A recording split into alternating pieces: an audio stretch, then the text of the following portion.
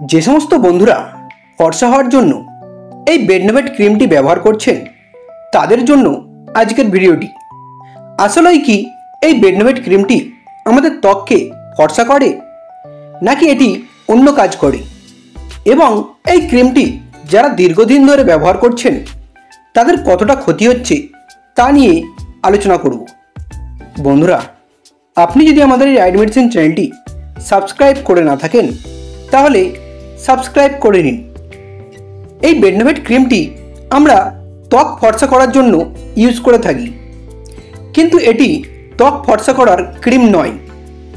এটি সাধারণত ডাক্তারবাবুরা দিয়ে থাকেন দাঁত, হাজা, চুলকানি ও একজিমা ভালো করার জন্য।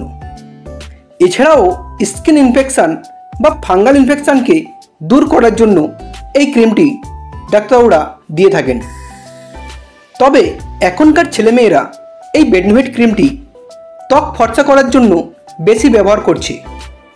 এটি ব্যবহার করে অনেকেই ফর্সা হয়েছেন, তবে এটি দীর্ঘদিন ব্যবহার করলে ত্বকের অনেক ক্ষতি হতে পারে। ত্বক পাতলা হয়ে যেতে পারে, স্কিন লাল হয়ে যেতে পারে, স্কিন পুড়েও যেতে পারে। তাই এই ক্রিমটি বেশি দিন ব্যবহার না করাই ভালো। যদি আপনি এই ক্রিমটি ফর্সা হওয়ার জন্য ইউজ করেন বা মুখটি উজ্জ্বল করার জন্য ইউজ করেন তাহলে অল্প দিন ব্যবহার করবেন, কারণ বেশি দিন ব্যবহার করলে মুখের চামড়া উঠতে পারে এবং মুখ পুড়ে যেতে পারে।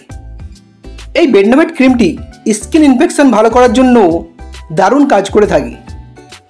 যাদের হাত পা হেজে গিয়েছে বা যাদের শরীরে চুলকানি ভরে গিয়েছে তা ভালো করার জন্য এই ক্রিমটি ইউজ করতে পারেন।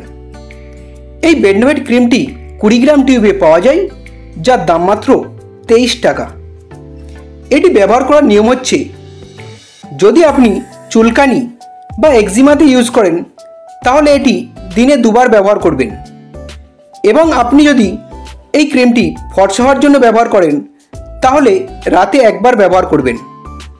এই ক্রিমটি 7 দিনের বেশি ব্যবহার না করাই ভালো।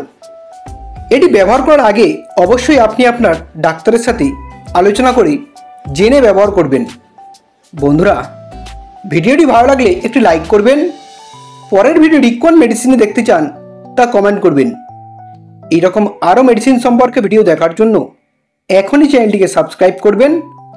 ভিডিওটি শেষ পর্যন্ত দেখার জন্য আপনাকে অসংখ্য ধন্যবাদ।